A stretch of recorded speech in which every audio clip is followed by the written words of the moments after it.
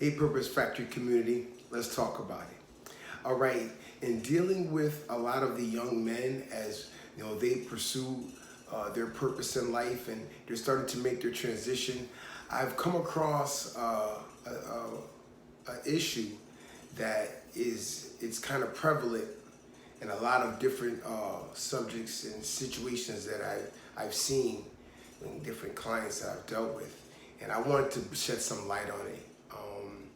And that is trauma, and how do people deal with trauma?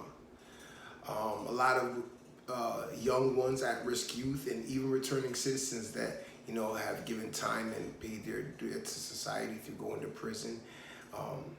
They hoard trauma in their life. They have suppressed trauma from different things, that have happened probably in their youth. They have attachment issues, they have abandonment issues.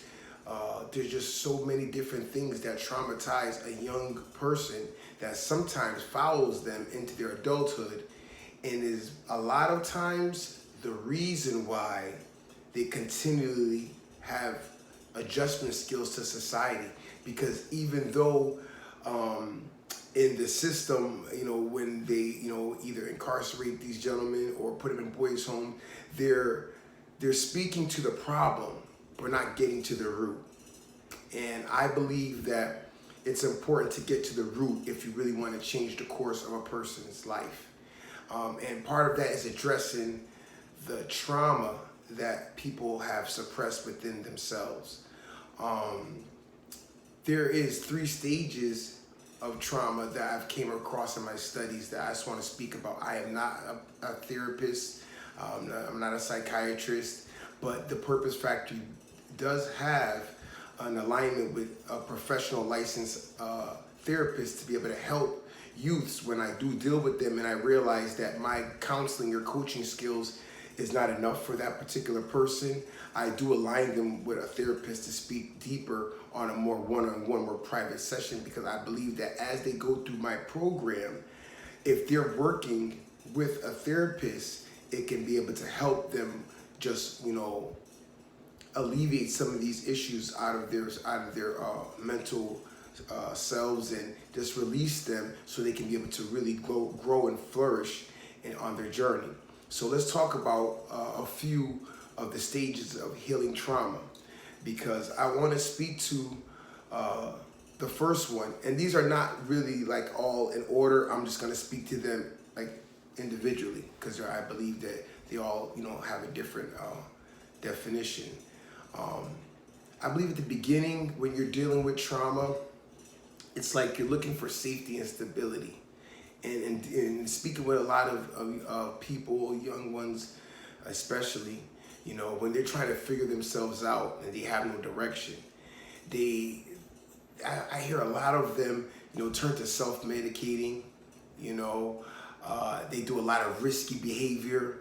They're very sexually loose with themselves, because they're trying to find a point of safety and stability in whoever they have I guess a sexual relationship with at that point, or they feel like having loose relations will give them a sense of safety and stability in themselves. They're looking for confirmation through these relationships.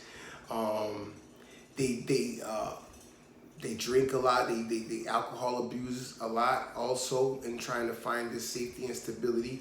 And although these are, coping skills, you want to say, for them, it's temporary, to say the least. It's not a long-term fix, I would want to say. It gets you through the moment, but after you come back from, doing these things, whether it be self-medicating, alcohol abuse, sexual looseness, it has a counter effect. It works against you, because now you have a feeling of self-loathing. You really feel down about yourself. You feel bad about yourself. The problems still persist. You still feel the same way. So look at you again. You're looking for more of that same thing to try to take that feeling away, and it just turns you. It just goes into a spiral, because you're like chasing this actual safety and stability through these actions, and it's not working. So when I hear this and I see this, sometimes my heart goes out to the young ones, even some adults. When I hear it, it's just like, man, you just wish they, knew a different way. So I'm just sharing this with you because we are prepared at the Purpose Factory to help you, walk you through this if need be. So we've just covered safety and stability and what it looks like when a person is going through that as they're trying to heal from trauma. The next stage of that is remembrance and mourning. And that's when you actually get to sit with whatever traumatized you and focus on it and acknowledge it. You get to really evaluate it. You're looking at it now like, okay, this hurt me or this traumatized my life in a certain way. And when you start to really acknowledge that, you may go through an array of feelings. That's where the depression sets in. You get angry sometimes. You start bargaining, looking for acceptance. All these different things start to, come out of you because you're seeing it now. You're acknowledging the hurt and the pain. But as you're doing that, you're also grieving it and mourning it. So it's kind of like moving you through. It's like stages, This is like stages. So that's when you're in the remembrance mourning stage of healing from trauma. And then you fall upon something where they call the reconnecting and integration phase. Now we're starting the healing process. Okay, because now you start to know every day, you notice that it's there. You know that you have trauma in your life. You know it's there, but now you're trying to do something about it. Whether you become an advocate for it and try to help others in your community that also have dealt with this similar trauma to try to get them through it as you start to make yourself out of it. That's what people a lot of times do. They start to work proactively with others as they're transitioning and coming out of their traumatic stage or phase. This is when you may look for therapy. Now that you realize, okay, this has happened to me. This has hurt me. It's keeping me back. You need help with it. You start to look for religious advisors. Some people look to their Bible at this point. They start to journal a lot of their feelings, write it down. Some people are writers. They write how they're feeling down to get it out in a constructive way, But a lot of times the way that I really believe you should go is go and seek somebody professionally licensed, professional, that can help you kind of move through this phase of reconnecting, integrating yourself and understanding, how to deal with the trauma that you're feeling. And another question that I want to address is that a lot of times people, when I send them to therapy or advise therapy to them, because I realize, like I said, I'm not a therapist. So when I get certain issues put on my lap, I don't even play with it because I think it's very sensitive. I wouldn't even try to, diagnose or deal with somebody that I realize has extreme trauma. I definitely redirect them to a licensed therapist, okay? But then they look at me and they say, what do I say to him, Keith? What do I tell them, And these are just a few things that can help you if you do feel like it's time to sit down with a therapist, what you can possibly say to them, what you could be looking to help yourself, help them help you a little bit, okay? Be specific with understanding what your trauma is so you can be able to tell the therapist, I have this issue.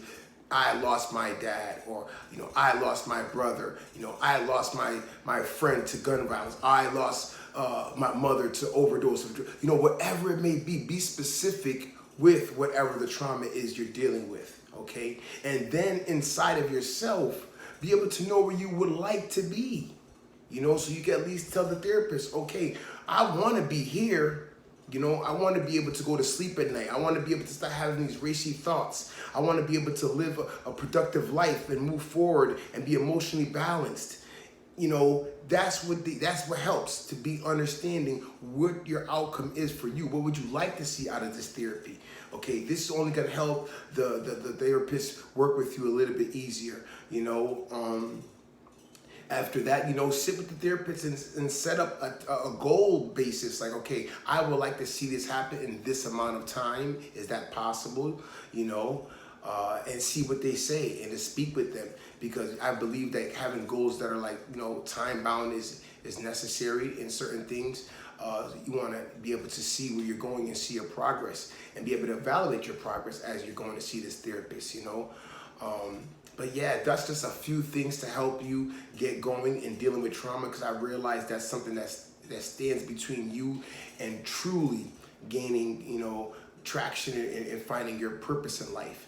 So I understand that, and I empathize with that, with my community that deal with trauma.